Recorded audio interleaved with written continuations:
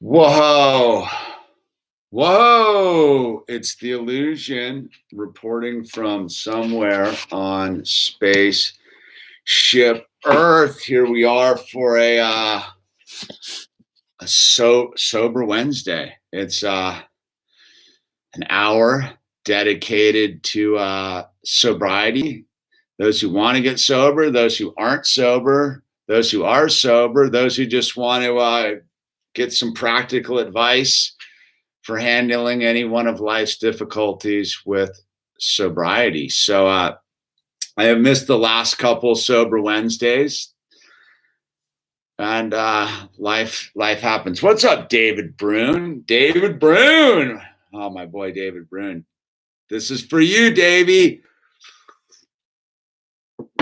David Brune. David Brune's one of the last human beings ever to see me loaded, man. That God's on my side if you're here tonight, Davey. All right. So like I said, dude, if you're not here for the sober trip, please don't troll or spam or get us off topic. We're here. This is really to provide a platform for people that are truly struggling right now, even though you may not be struggling. If you do this platform dirty during this 1 hour, you might be actually endangering someone's life. There's a lot of people that are struggling right now, just life with financial issues, fear, drugs and alcohol, overeating, just COVID, depression, all of these things. So this is a time where we're just allowing people who need help to have a place to come in and just get help, however it may be. So I generally let's start this all out properly. Start with the serenity prayer. God, grant me the serenity to accept the things I cannot change, the courage to change the things I can, and the wisdom to know the difference. The wisdom to know the difference. That is some wisdom, isn't it? So, and then we kind of just jump over here into the how it works from the big books of Alcoholics Anonymous, where it says alcohol, just apply your problem.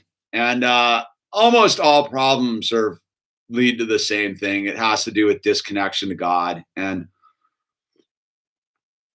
this is a simple program for getting closer to God, taken directly from the Big Books, Alcoholics Anonymous, Chapter 5, page 58.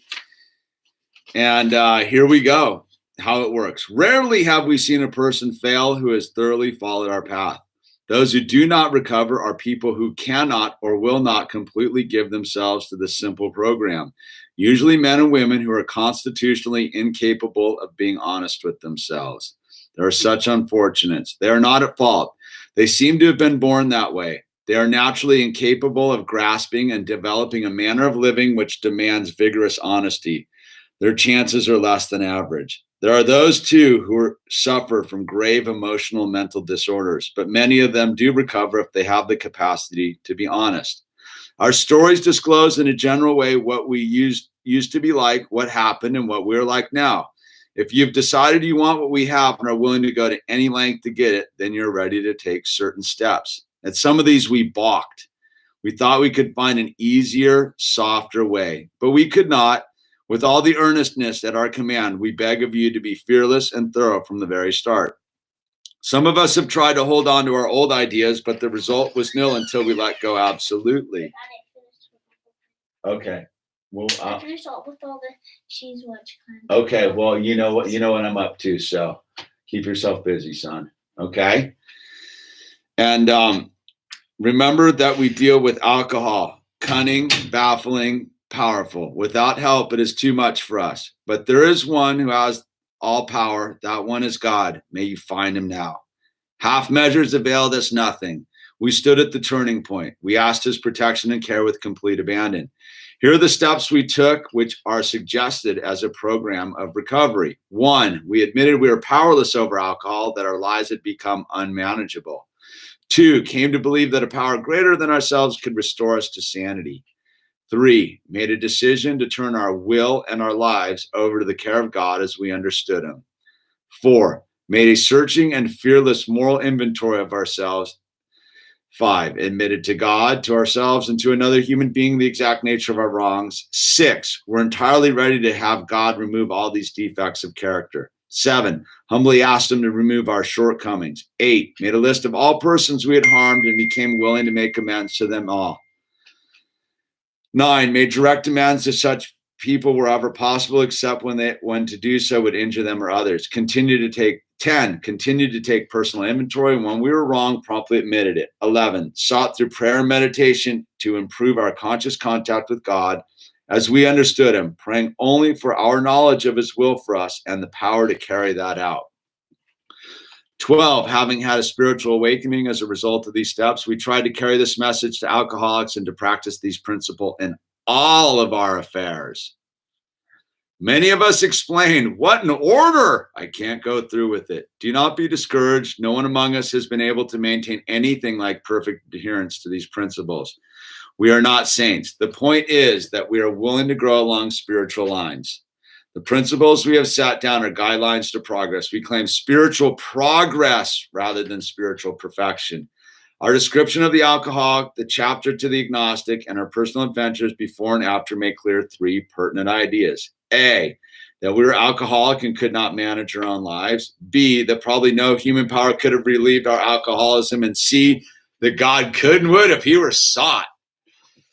So that's the basic steps on how it works. And you'll see a lot of people, like a lot of stuff will just have the basic 12 steps printed, or people give you that. But again, it's a lot of that's great. That's the whole thing in a nutshell. But a lot of how it works is the words that surround the 12 steps. Because, after we read this 12 steps, it talks about, the point is we're willing to grow along spiritual lines. This is all about spiritual growth.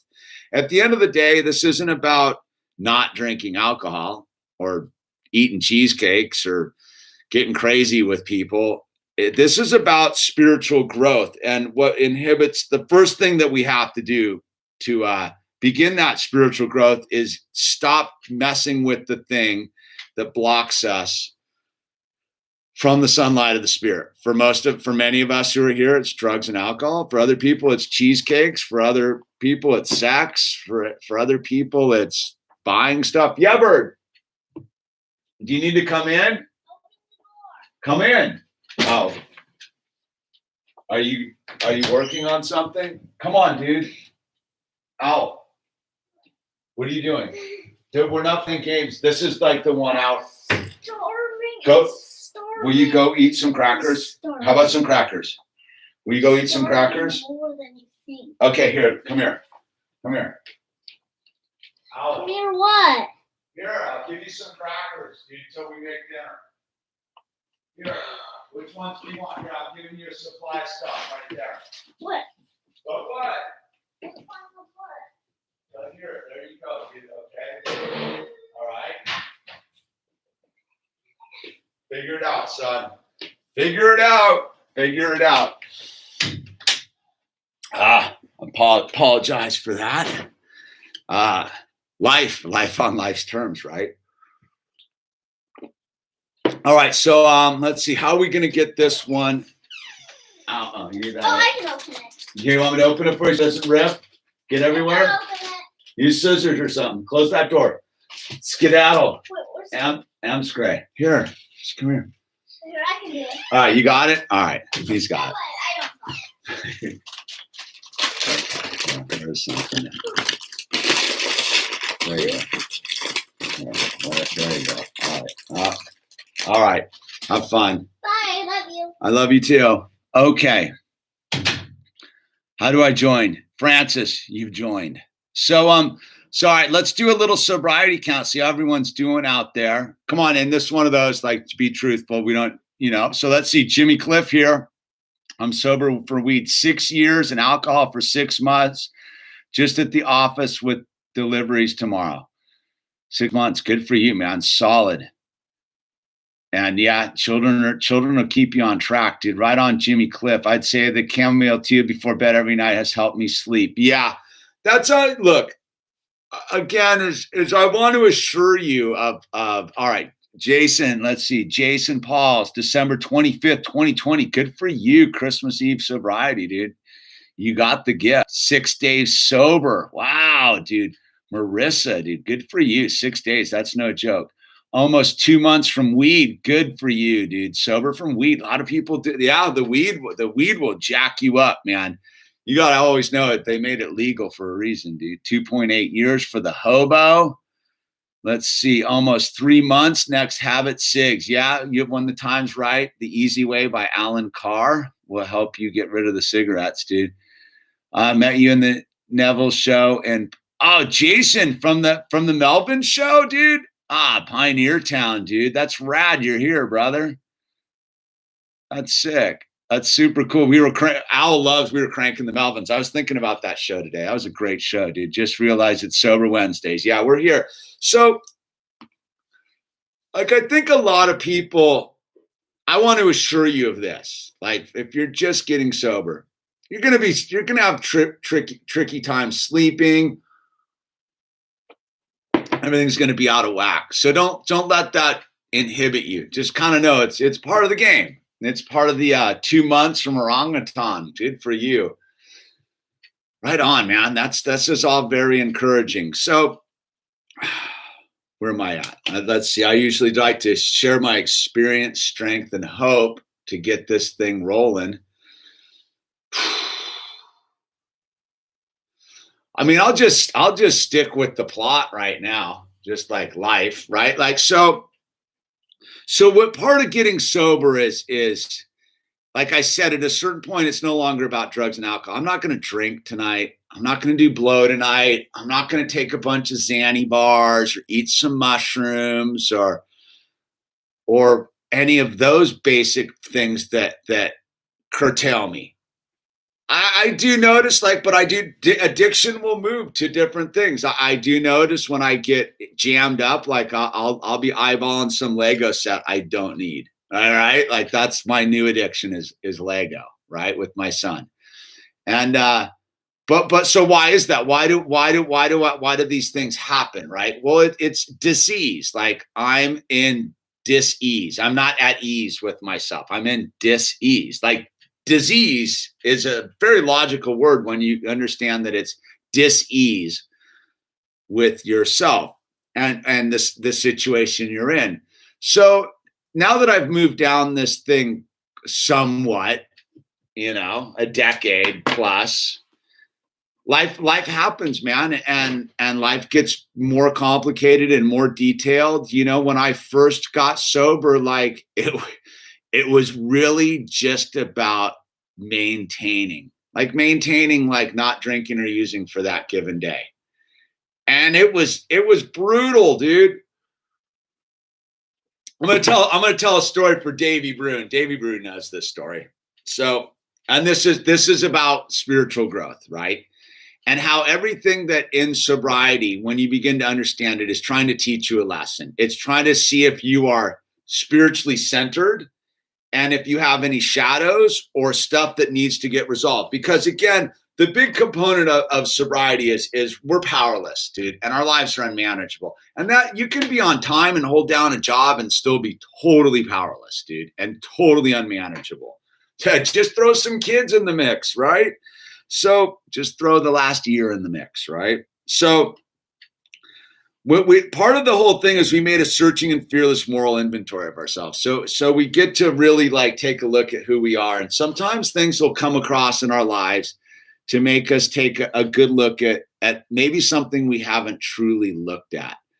And that's, again, is what I would say. There's a lot of purists getting sober. Like, you got to do all that stuff like all in one shot. I found over life, from my experience, that new things emerge as life progresses. So I was sober, and I've made videos about this. So I was about 3 years sober, and I took that trip back up to Santa Cruz, California, right? And I'd done the work and done the thing and basically dealt with most of my stuff, so I thought. And I'm driving up to Santa Cruz, California, right? And I get up to about Monterey. I'm driving up to Monterey, and all of a sudden I get anxiety. And I'm not an anxiety guy. I get this anxiety, like, I got to turn around. I've been down in Big Sur for about 3 days, camping up in the hills. And I was like, I got to like turn around. I can't go to Santa Cruz, right? But sobriety is not responding to feelings and being like, oh, I'm just going to do this because my feelings told myself. Sobriety is about being able to look to the next level below your feelings. So as I was driving north, I was like, well, why am I? And so why would I want to turn around right now? Like, why do I want to turn around? Like, I want to go to Santa Cruz right now. Like, I'm on a mission. I'm going to meet someone up there. Like, why do I want to turn around?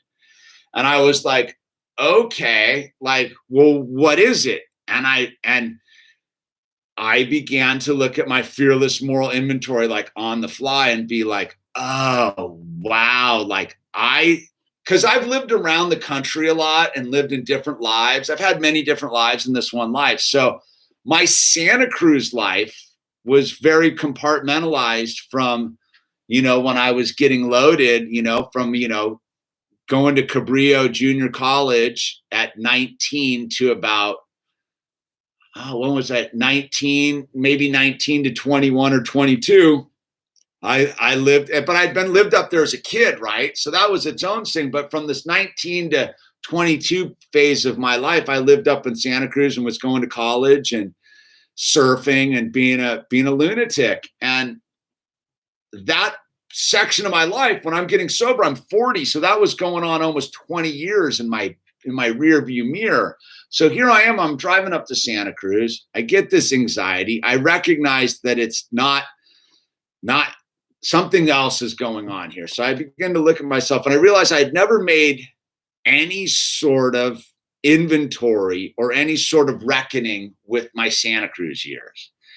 And I was like, oh, this is why I have anxiety, is because like there's a bunch of skeletons in this closet called Santa Cruz that I have yet to deal with or ever dealt with. And I had to take a look at that. So as I'm driving up the road, I'm like kind of Rolodexing through that time period of my life. And I'm like, oh yeah, that's right. I was going out with that girl, and we were all into like shoplifting, and we were doing this and we were doing that. And I like, oh yeah, those dudes that I like jacked up, dude, that one night at the party. Oh yeah, that party where we beat all those people up. Oh yeah, that and this and that. And like, oh yeah, sober guy had some dirty laundry, so to speak. And I have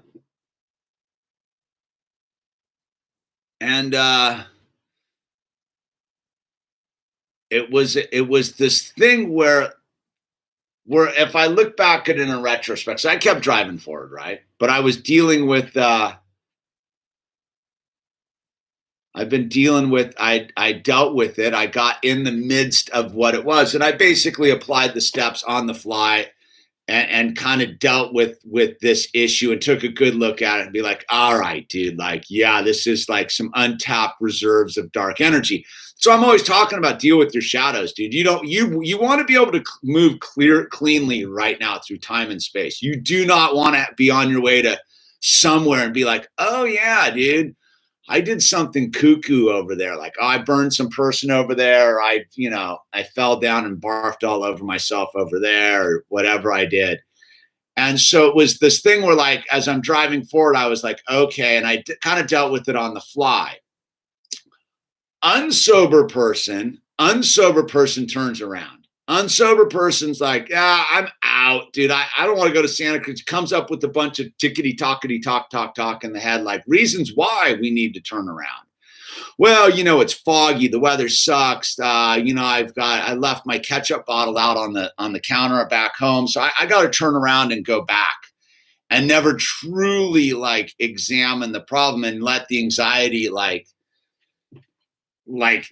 be the reason why we don't look at this thing. So a lot of like sobriety is about not running from uncomfortability, because life's full of uncomfortability. And I'll tell you, that comes from a place where like my slate's pretty clean. Like I don't have a lot of ghosts in the out there floating around. You know, there's always going to be ghosts out there floating around, but I don't have a lot of ghosts, but life's still like brutal, right? So part of what enables me to deal with like life on life's terms is that I don't have a bunch of garbage to deal with. I dealt with it all once upon a time in a land far, far away. And it's very clear in the book, you know, we don't dwell on the past, but we don't shut the door on it. And what the dwelling is pretending that it's not there is dwelling in the grandest scale. Like you may like, like not thinking about it's not dwelling. No, not thinking, knowing you're not thinking about it is like dwelling on steroids. And doing like the workaround, like, man, that's over there. Like, man, that one doesn't count, or that doesn't count. It all counts.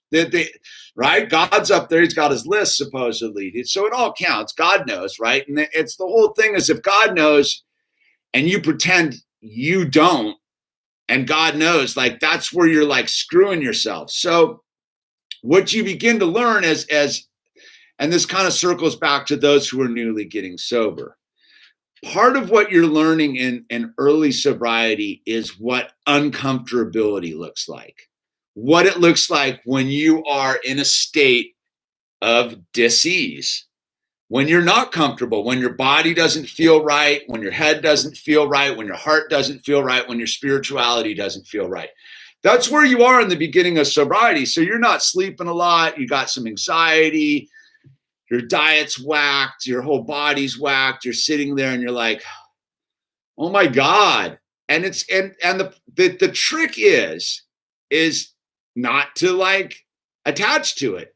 And the big trick is having some people around you that you can talk to and be like, so for me, I had David and Joe and Kale and a lot of these other characters in at this early sobriety. And I'd be like, like I got this like stuff. I got all this stuff. And they would always be like, dude, you know, on God's time, dude, because it's super clear in the 12 steps again is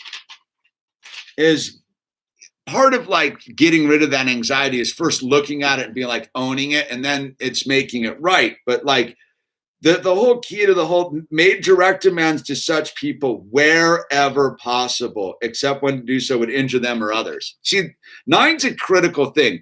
And it's one word that makes the difference. It doesn't say when possible. It says where possible. See, where is God's time? When is your time? And part of the thing in early sobriety is you're not meant to fix everything in the beginning. You're really just meant to like not overwhelm yourself. You've already done the miracle move, which is like you're not loaded. You're what the gal was or whoever was 6 days sober. Dude, you're not supposed to be like solving life's riddles or your problems or paying your taxes or doing whatever. Like that's the thing. We come to this moment of sobriety, most of us with a bunch of like damage on our plate, broken down cars, broken down relationships, bad credit, debt, nowhere to live, no job, dead end this, dead end that, right? And so there we are. We're a week sober. Let's say we're a week sober, and you're like, oh, you're beginning to take a look at your life a week sober. You're like, dude, I haven't gotten loaded in a week. Like what does this look like? And you're like, oh my God, dude, I've been getting pretty crazy with that coyote person, dude, over there. Like, like that person's, whoa, that's gnarly. And oh my God, look at that car. I drive that beat up pile of junk out there, or I have that really nice car that I can't afford out in the driveway. Like, what do I do? Oh, I don't have a job right now. Like, I need to get a job, dude. Like, oh yeah, dude, I burned my parents for a bunch of money. Like, oh yeah, that, like, oh, dude, I got that warrant I've been dodging. Oh, I don't have any car. For me, I didn't have any car insurance. So in the beginning, for me, one of the things I had was I had a car that I'd kept registered out of state for forever living in California. I had a Pennsylvania registered pickup truck because I was lying to say that I had proof of insurance. I didn't have proof of insurance. I barely had it registered. I didn't have an active driver's license, dude. I would like all of that kind of weird stuff. I was just a living waiting for handcuffs kind of guy, dude. And so you're kind of like a week into this thing and you're like, oh my God, dude, like my car's full of like beer cans and roaches and LSD and all sorts of stuff, right? So again, your job's not to solve the riddles of your life a week into this or a month into it or 90 days in. You're supposed to like, it's super clear. You're supposed to turn your will and your life over to the care of God as you understand him, right? So you're supposed to like kind of sit back. And that's why like sobriety is a team sport. Like left to your own devices, you'll probably make a mess of it, dude. You will probably do everything wrong. You will probably most likely left to your own devices, just end up hooking up with the worst person possible for your life. Speak from my own experience. And it could possibly send you back if you don't have the skills to look at it objectively and learn the lesson. So that anxiety, that disease, like celebrate it because that's the body, the soul, the mind expelling the poison that you've accumulated over. For me, I had a couple decades of poison stored within my body, mind, and soul, right? I had all sorts of poison just within me. And the disease and the comfort was like, yeah, you're gonna be up late at night because you're not going to sleep with a hangover. You're not drunk. You're not loaded. You're not on pills. So you're going to be like in bed, like, what is going on here? And your mind is going to be doing jumping jacks on you, just fully yeah, you're a loser. You're a freak. You're a weirdo. You're a bad person. What you got to do is not listen to your mind. And again, that's why it's super important in early sobriety to have like a network of people, because like anyone who's been sober and gotten sober understands why you need to be available for the 2 a.m. in the morning phone call. Like I'm sober. I go to sleep at I go to sleep pretty late because it's just me. But you know, like I don't have any trouble falling asleep, dude. Like I will tell you, one of the blessings of sobriety is falling asleep without thinking about stuff. I remember like when I was loaded, I used to always be thinking about stuff, like unless I was blacked out, you know, but like always just the thing spinning. I don't ever do that anymore. I can't tell you the last time I put my head on a pillow and I started thinking about, you know, the girl that dumped me in high school and the job that guy that screwed me over in my 20s and the education I blew and this and that. Like I go to sleep free and clear every night, dude. Like that is I tell you, dude, that's one of the secret gifts of being sober and cleaning up the wreckage of your past. You just get to fall asleep, dude. Yo, what up, bird? Come on. Why? Al, we're doing our thing, dude. What's up? Why do I need to open the door for you? What do you need, dude? Anyway, so also I got a half an hour left on my Sober Wednesday stream. Can you please give me the courtesy of we talked about this earlier. Can you please like accept my boundary? Like we talked about it, you were going to give me my space for an hour and then I was going to make you dinner. So can you do that for me? Can you go read a book or work on your Lego ship or maybe clean your room or something? I don't know, whatever you're working on, but I can't do this when you're like right here in the corner of my eye. Okay, can you just go out in the living room, take something and go. Take that. No, I would be stoked if grab like 3 of them and go take them in the other room, please. Please? Ow. You're going to play with them there? All right. See, I can't do it. Like, it's too disturbing. That's the point. I'll leave then. Do you want, then I'll go to the other room. Because I asked you to let me have my space. We're checking my sobriety out in real time here. Just trust me. Trust me. This is has the potential to go any direction, dude. But I'm pretty spiritually centered today. On another day, I don't know, dude. So Owl, this is a boundary thing. You knew this hour was coming up and you agreed to give it to me, right? I was just in the garage sorting Legos with you, doing your Lego thing. And I said that I would fully, when I finish here, dedicate the rest of the evening to you, right? So the deal was you were going to let me do this. Can you just take some of this and go and not pout about it? Okay, so you not respecting my boundary equals there's going to be major consequences when we're done here. Okay, I'm going to leave the room then and go in the other room, and you're going to stay in here. And this isn't cool. By the way, there's going to be full reckoning on this deal. Go in Mom's room. No. You go in Mom's room. That's my room. What do you mean? No, dude. Please. All right. So now you've burned up like 5 minutes of other people's time. I'm going to take it. You're going to. All right, now get out. Okay. Stupid little dummy, dumb whatever stuff. He's mad now.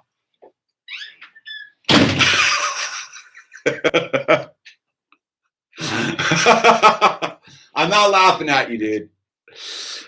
So there it is. I mean, it's the constant sobriety test all day long.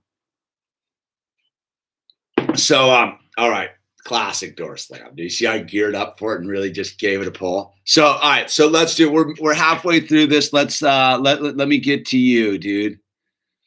Let's get let us who live in the light. Let's see. Pastor Greg, dude. All right. I love that there's a pastor here. Pastor Greg. 1 Thessalonians 5:8, Living Bible. Let us who live in the light keep sober, protected by the armor of faith and love, and wearing as our helmet the happy hope of salvation. Amen to that. Amen to that. And look, the thing that I will assure you in sobriety is the challenges come. Like I can tell you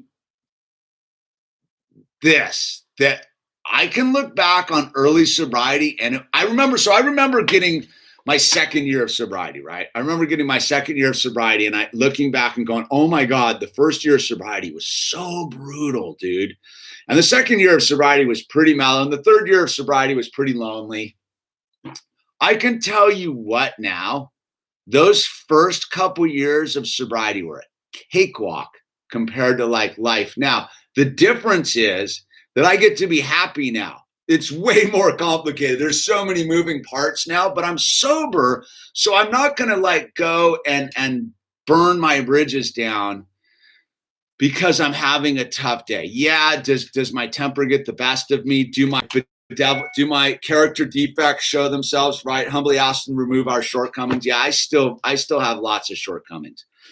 I still get super impatient with Owl. I get like flustered about everything. But the deal is that because I know what early sobriety looks like and the pain and the suffering of early sobriety, right? Like the point I guess I'm getting at is if you, as a dude who's worked in a lot of rehabs and stuff, people will be prescribed medications for the anxiety. People will be prescribed stuff for anxiety. I think you need to live in that pain and suffering of early sobriety so that you look back at it and you're like, oh my God, that was brutal. You don't want it easy, dude. It says here right in the book, right? It says it right here in the book, man. We thought we could find it. Where's that thing? They thought we could find an easier, softer way, dude.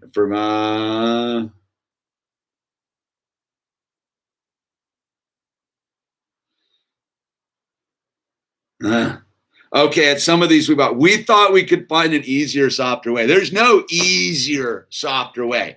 And I tell you what the secret again is, and these are like secrets from a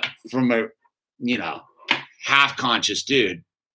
Is the secret is the pain and suffering of early sobriety is the easy way, because you want that so that you're later in life when it's hectic.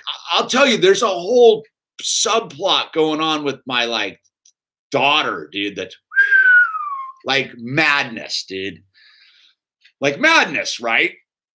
But I pretty much can take that stuff in stride, because like I got sober, dude. I sat miserable and horrified and confused and uncomfortable and feeling crappy for so long in the beginning, but it was better than where I'd come from, right? It was better than on the other side of sobriety, which was the pain and misery of being anesthetized to the world, and that the drugs and alcohol not working, right?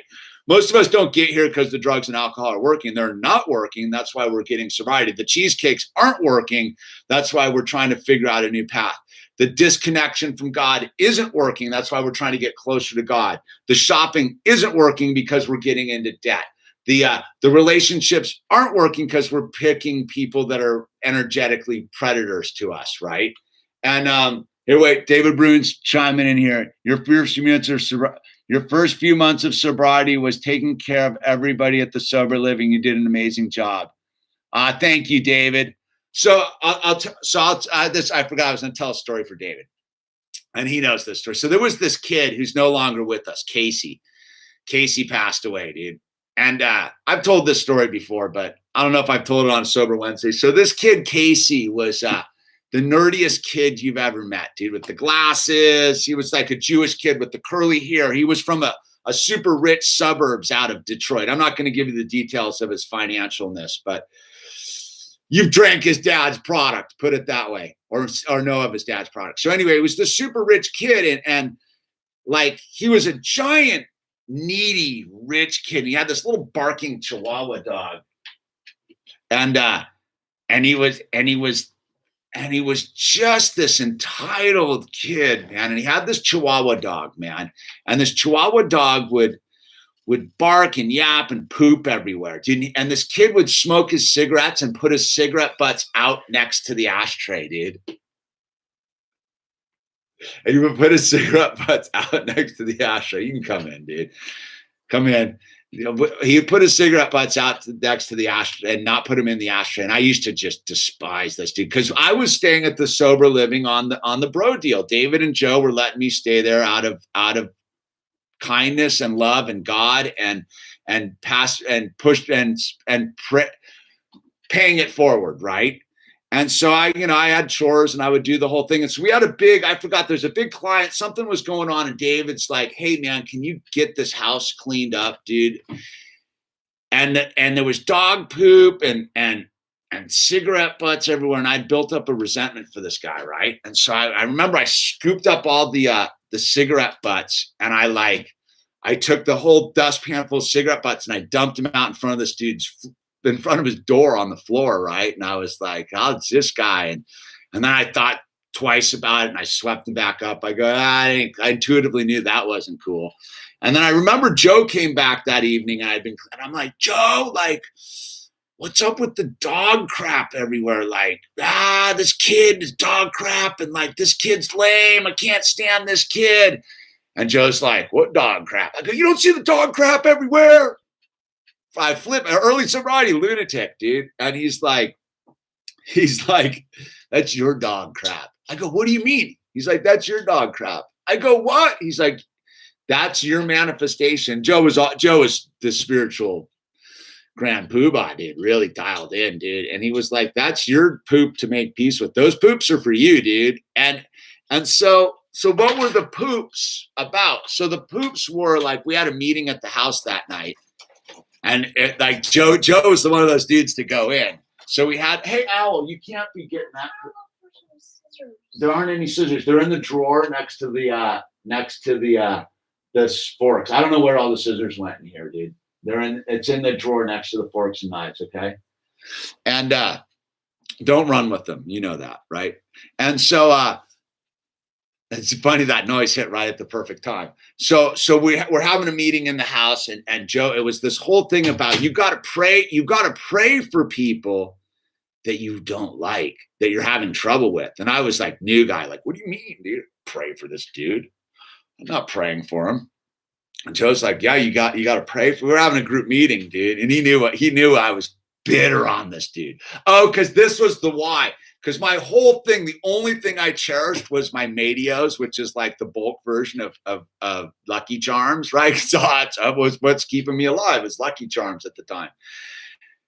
And I couldn't find my Madios, dude. And I was cleaning up the house, and I found this giant salad bowl like this big, right? I got the giant bag of Madios, dude. And the entire bag of Madios was dumped in there full of milk.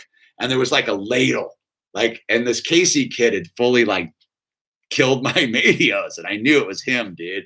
So we're at this meeting. I'm like losing my mind.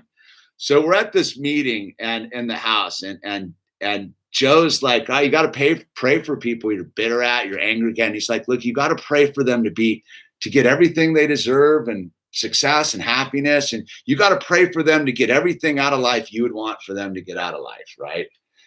And I'm like, man, all right. Because it says right here in the thing, dude, we were willing to go to any lengths to get it. See, I was at that point. I was like, if you've decided you want what we have and are willing to go to any lengths to get it, then you're ready to take certain steps, which meant listening to Joe and being like, I got to pray for this dude. I got to pray for this dude. And the process of praying for someone that you're locking horns with is kind of a twofold thing. It gets God in the mix. And B, you realize you don't want to have a lot of beefs with people if it means that you got to pray for them, right? If you got to sit and like pray for them, you're like, I don't really want to have a lot of beefs with people. If I got to pray for people that I'm like, this dude, I got to pray for this dude. So I remember praying for this guy, right? And I prayed for Casey and looked at him sitting across the meeting. You know, he knew what he was. He knew he was sticking me because he knew the deal. He was this dude. So I prayed for Casey. And this is the hot part of the story, dude. Casey and I became friends, man. Like, because the minute I prayed for him and I did what I didn't want to do, right? I was willing to go to any length and willing to take certain steps to relieve my bondage, right? I was like, I don't want, all right, fine, dude. You sober guy, you seem to know what's going on. Like, I will listen to you. And so I prayed for this dude, and I became good friends with Casey. And I realized, and I'll tell you this, why I tell this story is Casey was a gatekeeper.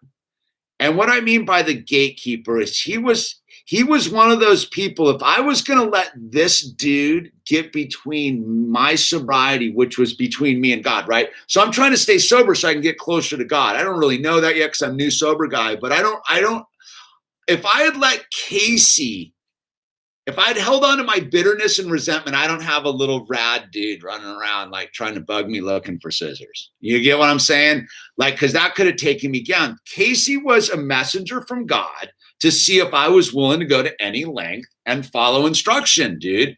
And so I did. I prayed for this dude that night, and I was like, I don't want to do this again, right? So I prayed for this kid, and I got to know Casey. And I'll tell you what this one little tidbit about Casey that I grew to madly respect this dude.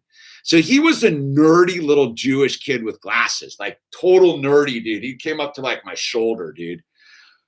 So we were talking, he was a junkie, right? A junkie kid, like sticking needles in his arms junkie, like a real heroin head. And he was living outside of Detroit in one of those rich zones. And I was like, so how did you become a junkie, dude? Because we used to hang out after that, dude. And I was like, how'd you become a junkie? And he's like, dude, I learned about it on the internet, and I watched YouTube videos, and I went down into downtown Detroit and would score drunk from like the brothers down there in the hood. I was like, wait, time out, dude. I was like, cause I'm not a junkie. I don't really understand it. Right. So I was like, wait a minute. So you would go by yourself down into one of the gnarliest cities in North America, down into the hood and score heroin. He's like, yeah. all the time, dude. Used to go hang out and get the stuff. And I was like, and I go, let me get this straight. You learn to shoot heroin by watching YouTube videos. And he's like, yeah, because this when YouTube was like free fire for the Wild West back 10, 12 years ago, right? Yeah, I figured it all out on YouTube, dude. And I was like, I remember looking at this dude and just being like, I could never do that. I could never, ever watch a video and research and stick a needle into my arm after going downtown to score some in the middle of the hood. I don't want to go down there. Like, so so part of what I'm getting at is my prayers for this dude opened the door to this human being. And I got to know this dude and I realized he was I had a lot more respect for him than I understood once I got to know him, right? He wasn't some dandy. Yeah, he was a pain in the ass and an entitled rich kid but he was a warrior to the core.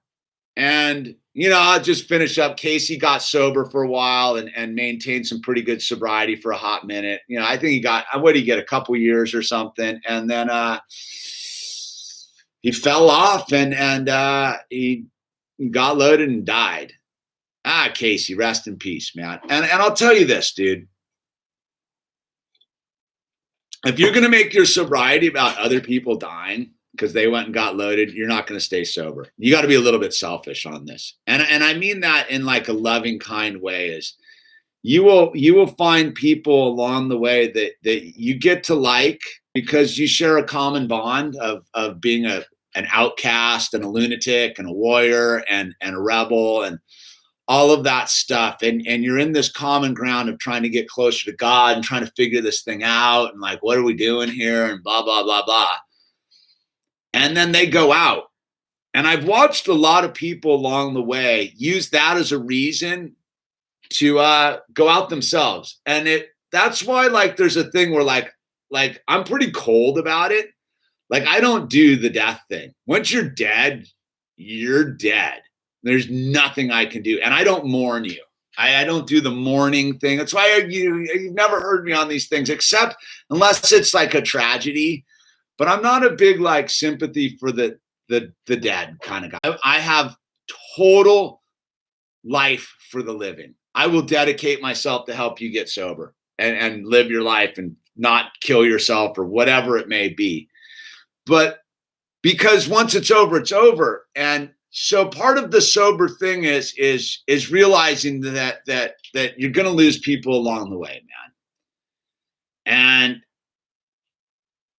they're going to have to be mileposts, man. They're going to have to be like markers on the path forward. Why is this whole YouTube channel here? Billy Carodi, dude. My good friend died drunk on a motorcycle, and all he wanted to do was be one of us and be stone cold sober. So if you think that this thing is a joke, it's not. Like, I'm pretty like fun and footloose and fancy free with sobriety, but underneath it all this is life and death. Like, when you get sober, you're in the business of saving lives. This isn't like something you do by yourself and you go back to the office, dude, and just go back to work. And no, in order to maintain sobriety, your job is to go help someone. That's your primary purpose in this thing, right? Your primary purpose is to take everything you've learned from the brutality of getting sober, of watching people die, watching people go out, of looking at your own life get better, dude. Your primary purpose as sobers, having had a spiritual awakening as a result of these steps, we tried to carry the message to alcoholics and practice these principles in all of our affairs. Our job is to go out and try to help and try to be there and try to make ourselves available. We can't get anyone sober. No one got me sober. But I'll tell you what, David and Joe carried the message one night in front of a liquor store at the bottom of Las Flores Canyon, Malibu, California, dude. They showed up and they lived that. They lived that right there. They lived that, dude. We had a spiritual awakening as a result of these steps. We tried to carry this message to alcoholics and practice these principles all our affair. They took me in, man. They took a lunatic, Hiroshima, Nagasaki, angry, bitter, 40-year-old dude, and they're like, you can come with us, dude, if you're willing to do anything to get sober. I'll always be like, David, see, Joe died a peaceful death, but David's out there. Those dudes gave me a life by just stopping the car and talking to me. Yeah, they were on their own thing. Like, I had to go interrupt them and make a pain in the ass of myself, but they didn't turn me away. They didn't bad vibe me. They were right there, and they go, all right, dude, are you ready? Are you ready? Because, see, the thing is the dude who is standing in front of that liquor store, he doesn't know any of this, dude. He doesn't know that 11 years later, he's going to be sitting in front of a computer screen doing Sober Wednesdays, dude. He doesn't understand that there's going to be a little 5.5-year-old boy that wants to hang out with him more than anything, dude. It's like super annoyed that he's doing the Sober Wednesday. He doesn't know that there's going to be a teenage daughter that's his stepdaughter that's going to be just causing major swirls in the background. But he'll take that in stride, dude, right? He doesn't know any of this, that there's a wife that he can't wait to see who's been out on a business trip for the last couple of days, you know? He doesn't know that there's going to be a backyard where there's things and a garage full of Legos. He doesn't know any of this stuff, dude. He's just some broken dude who thinks he knows enough to know he doesn't know anything anymore. And if it wasn't for those two dudes, David and Joe, none of this happens. None of this happens. So if you don't think your life's important, you're sadly mistaken. Your life's super important. You may be sitting in the misery of still being loaded. You may be wedging cheesecakes right now, or looking at that person you picked up from the bar that's laying on your couch being like, what am I doing to myself? You might be drunk, loaded right now. You might be 6 days sober, 30 days sober, 90 days sober. And for every one of you, I will say the same thing. Your life matters because you can be there to help somebody when the time comes, dude. And I'm telling you, dude, there's nothing better than being there and being there, right? Because you got the gift, man. Like, I got the gift. If those two dudes aren't in front of the liquor store that August 18th in 2009, I'm not here right now, dude. I might have killed myself. I might have driven off a cliff. I might be in jail, hospitals, deaths, and institutions. So it's the only reason I'm here is because two dudes showed up for me and some dudes showed up for them before them, dude.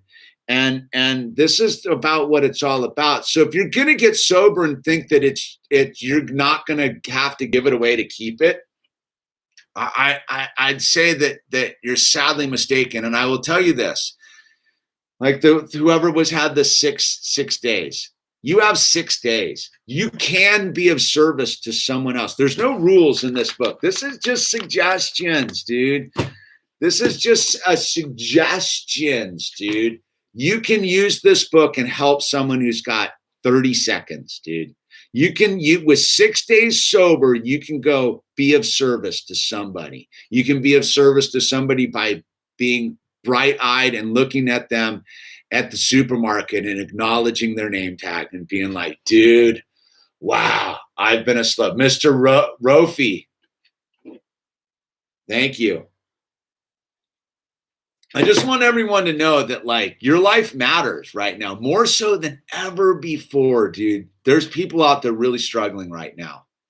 And people are having a really difficult time because that's what this is about. This is the great culling. And the culling is for you too, because if you're not gonna carry the message of hope and salvation and give away what you were so freely given, then are you really sober, dude? I mean, that's a debatable question, dude. And that's the thing, dude. Pastor Greg, and what does Pastor Greg got here? Grab the light and thank you for supporting the frequency here. Thank you, Killboy Powerhead, PJ. How do I actively find some help? All right, I guess we're kind of at that thing. Look, again, if you're suicidal, please call a hotline. There's nothing wrong with asking for help. I'm telling you, dude, it's the most courageous thing you can do is ask for help. It's not a weak thing. It's the strongest, most gnarly thing you can do is ask for help. If I don't ask for help from those two dudes in front of the liquor store, I don't get to stay sober, dude. I don't get here, dude. I had to humble myself and be like, I'm going to ask these two strangers for help, dude. I'm with these two dudes dude, I love this guy. David, out here on the other side in New Jersey right now, dude, that's like love, dude. Like that dude was there to save my life, man. And if that isn't the most radical thing ever, because I asked for help me, and they were like, dude, we'll help you, no problem, man. And so if you're in the situation, there's no shortage of numbers, dude. There is no shortage of ways to get. There's an email down below. You can get a whole, I'm sure, back channel someone here in the chat. I don't really know how that works, but look, the other way you can do is if you're suicidal, please call suicidal hotline. I know there's a lot of people that are at the edge. Their mortgages due. They don't have a job. They're looking at their kids, wondering what they're going to do. Don't check out, dude. Whatever you do, don't check out. Check in. Check in, man. Your family needs you. Your children need you. Everybody needs you. We need you. I need you. Don't think that you don't count. Don't think that any problem you have isn't solvable under God's grace. I'm telling you, dude, the dude who came here 11 years ago didn't think that this would ever happen. I thought my life was over, dude. I thought it was done. I didn't know it was just starting. So I'm telling you, being at the bottom, being at that place where, dude, it's desperation time. We grab a hold of sobriety like a drowning man to a life raft, they say. So don't be afraid to grab the life raft.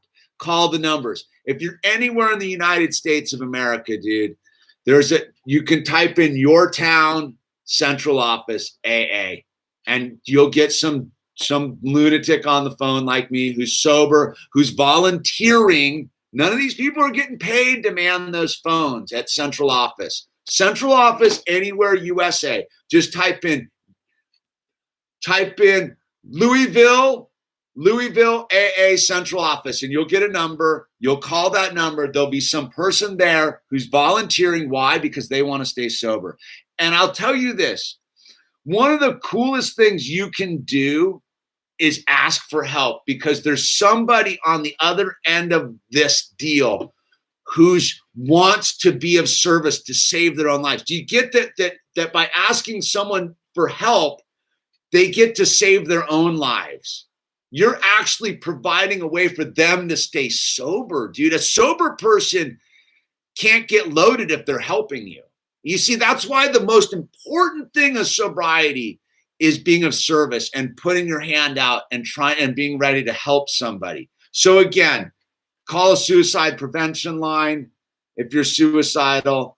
If you're struggling with drugs and alcohol, call AA central office and there'll be somebody there who will plug you in.